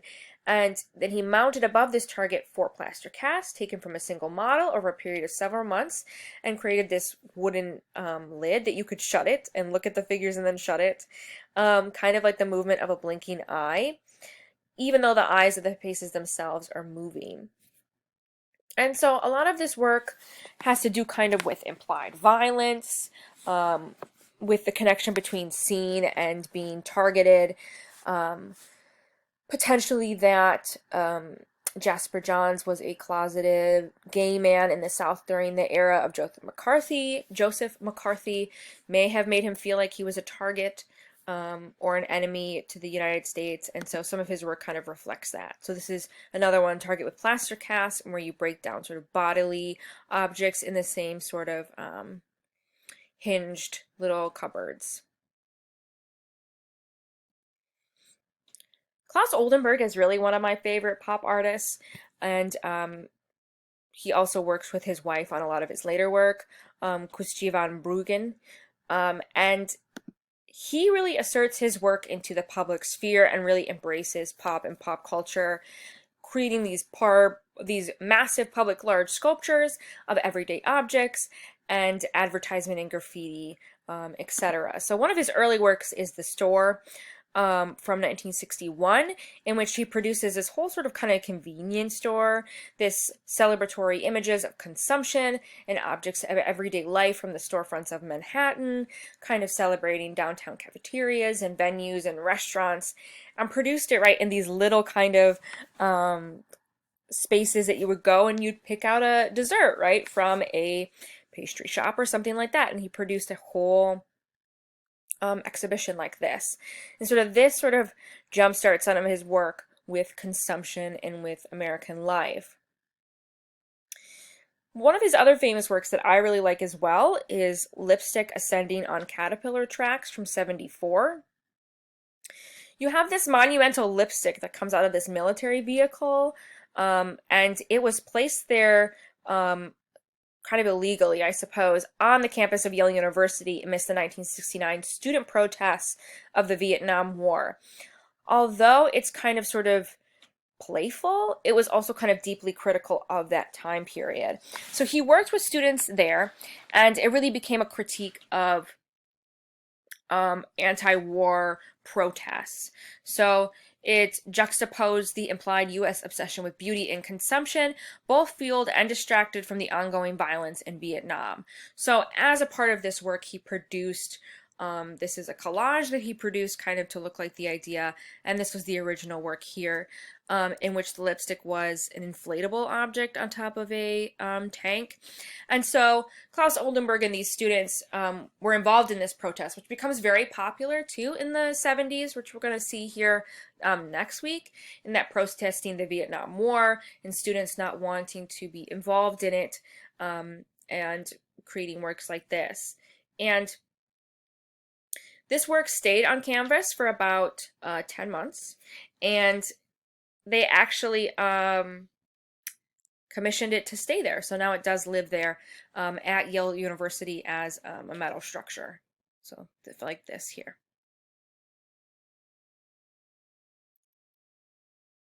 Klaus Oldenburg and his wife have gone on to make many of these sort of lowly objects like clothespins, matchsticks, and foodstuffs into these sort of monumental sculptures. So transforming the commonplace into the extraordinary. Art should be literally made of the ordinary world. Its space should be our space. Its time, our time. Its objects are ordinary objects. The reality of art will replace reality.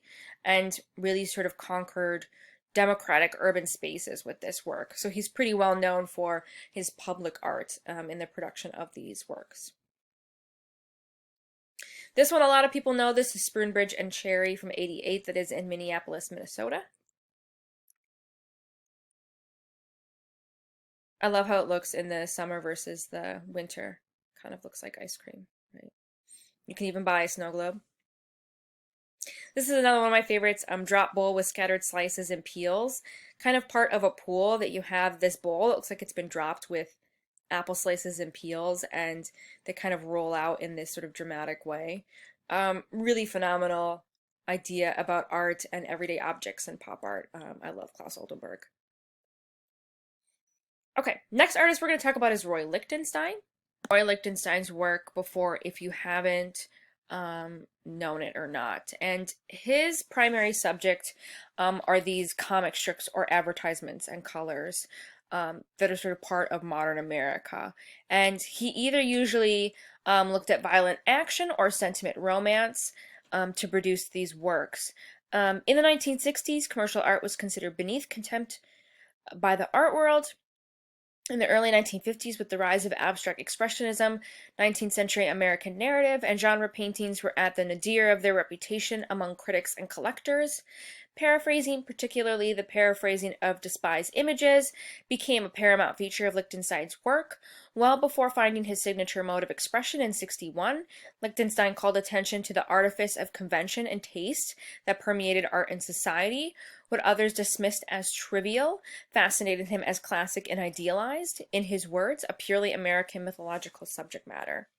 So you can really kind of see this in some of his work. This is Wham!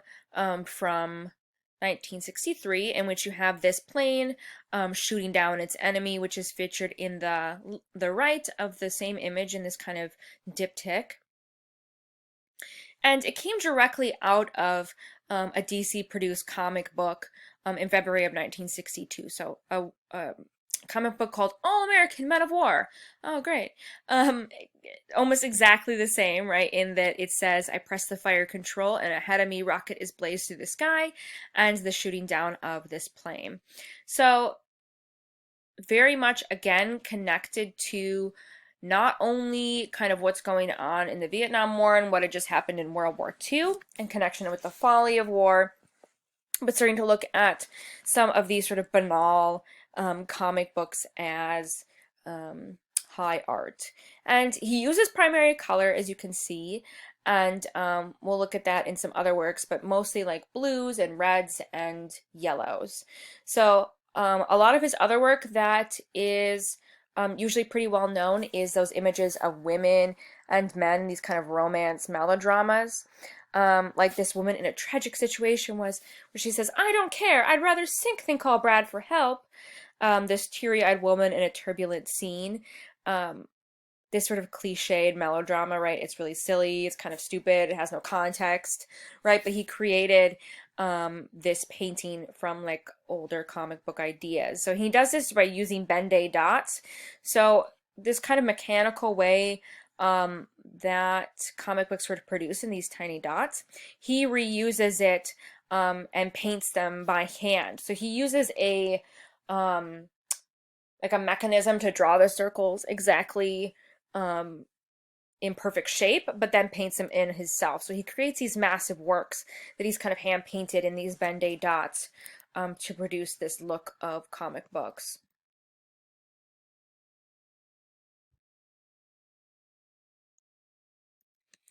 Other works like Oh Jeff, I Love You Too, but is another famous work by him. You have this beautiful blue-eyed, blonde-haired, full-lipped woman, the sad eyes with a doomed love affair, and these fantasy dreams. I read somewhere that someone called this his Mona Lisa, right? This sort of gorgeous woman figure on the phone in this tragic love. So another very famous work by him, continuing to sort of use comic books in the idea of comic book design. I saw this painting recently and it connected right away to Lichtenstein looking back at art and the producing, what the hell, of famous art of the time. So this is Lichtenstein, the artist studio, the dance, in which he copies Henry Matisse's dance. And then, ironically enough, I stumbled upon a David Hockney painting, The Dancers, from 2014, that's very much connected with these paintings. But these are like little yoga people. The final artist that we are going to talk about is Andy Warhol. And of course, he is the king of pop art, right? Everyone's heard of him. Just like Jackson Pollock of the abstract expressionists, we have Andy Warhol of the pop artists. Very well known as an artist in the production of his commercial products and arts like Coca-Cola bottles, Campbell's soup cans, Brillo cartons. We'll look at all of them. He was homosexual. Again, another gay man in art history that has made an appearance this week. He was very famous. A lot of his work involved silkscreen printing, in which he produced silk-screened images. So we'll see that as we move through here. So a lot of his early images, this is Campbell's soup cans from 1962. He took the idea of a painting as a medium and invention and originality and reproduced images of packaging, right? The repetition of this idea over and over again, like they were on the supermarket shelves or assembly line. It was really considered one of the greatest breakthroughs in art since Ready-Mades by Duchamp. And it became this kind of symbol of his work, right? Campbell's soup cans and all their flavors in these 32 panels.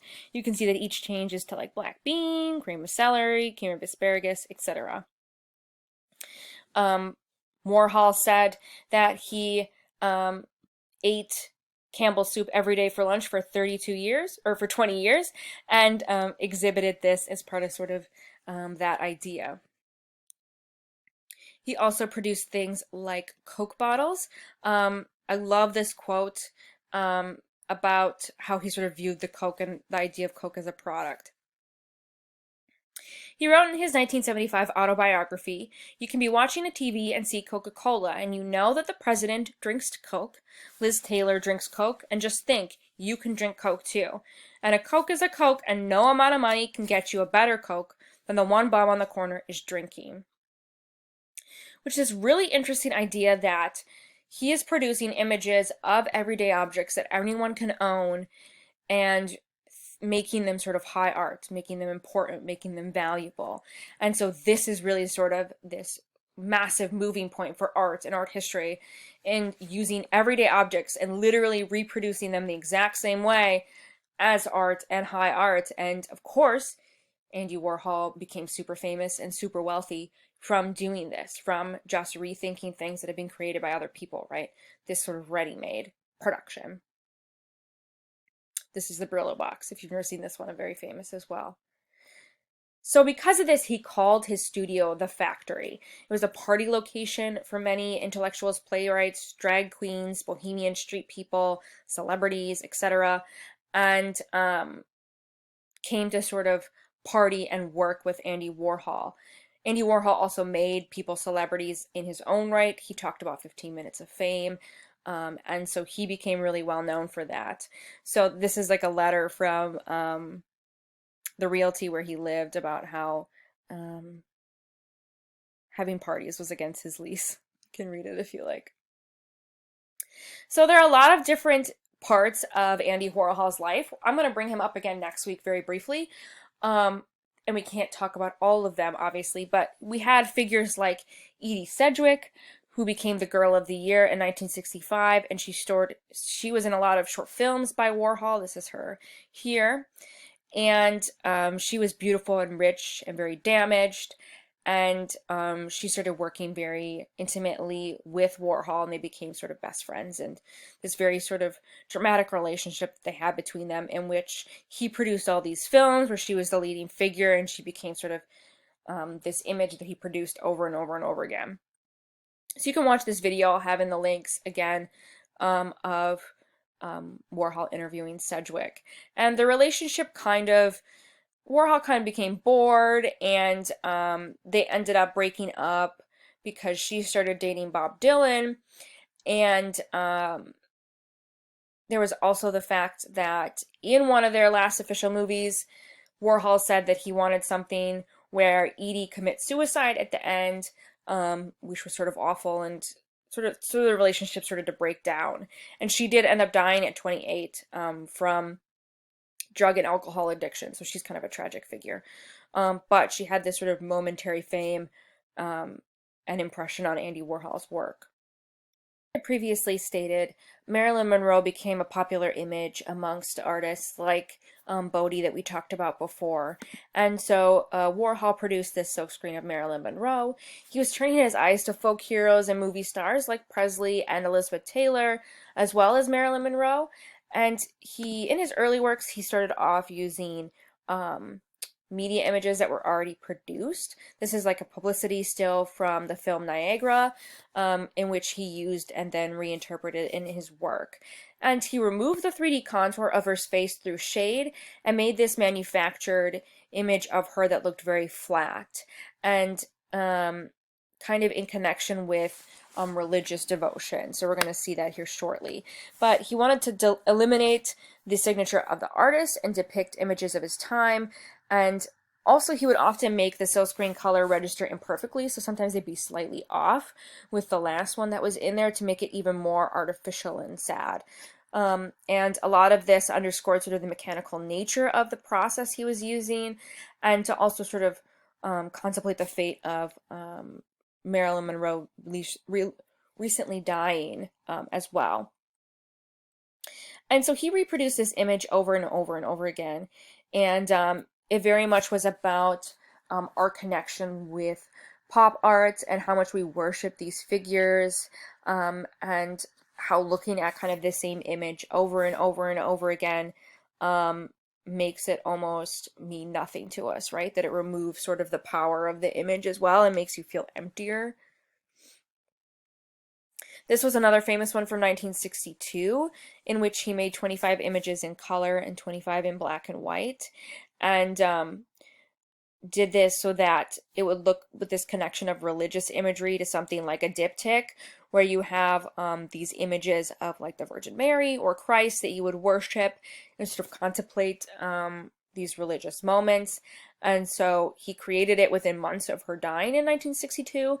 So these two versions are kind of showing this relationship between life and death, and between sort of how people emulate her and think of her as this like symbol of beauty and power and strength, and you kind of idolize and worship this flat, unimportant figure, right?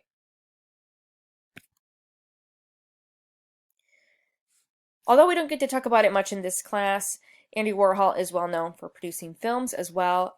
I've put 2 film stills here, and I'll put the 2 links in the on the Moodle, and so you can go and click and watch some of them if you would like.